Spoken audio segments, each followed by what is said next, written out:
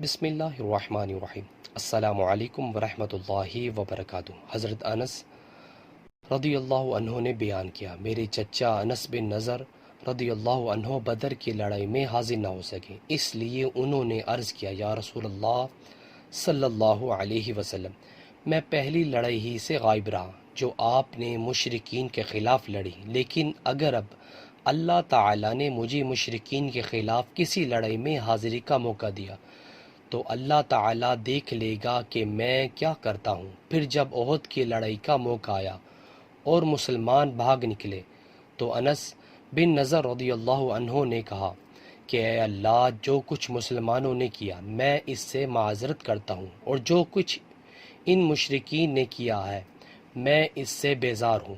پھر وہ آگے بڑھے مشرکین کی طرف تو سعد بن معاذ رضی اللہ عنہ سے سامنا ہوا۔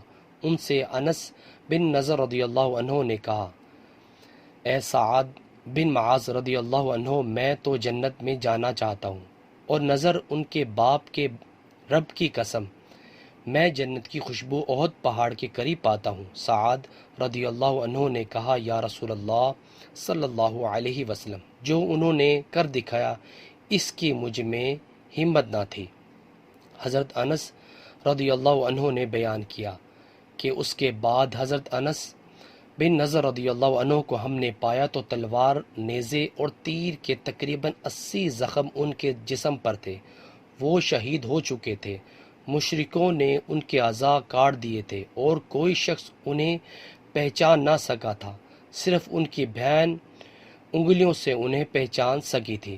حضرت انس رضی اللہ عنہ نے بیان کیا، ہم سمجھتے ہیں یا آپ نے بجائے نری کے نزن کہا، مطلب ایک ہی ہے کہ یہ آیت ان اور ان جیسے مومنوں کے بارے میں نازل ہوئی تھی کہ مومنوں میں کچھ وہ لوگ ہیں جنہوں نے اپنے اس وعدے کو سچا کر دکھایا جو انہوں نے اللہ تعالیٰ سے کیا تھا۔ آخری آیت تک نیچے والا موجود ہے۔ سو ویورز، اللہ تعالیٰ سے دعا اللہ تعالیٰ میں بھی اپنی زندگی کو اسلام کے مطابق بسر کرنے کی توفیق عطا فرمائے۔ ویڈیو کو شیئر کریں۔ جزاک اللہ۔ السلام علیکم ورحمۃ اللہ وبرکاتہ۔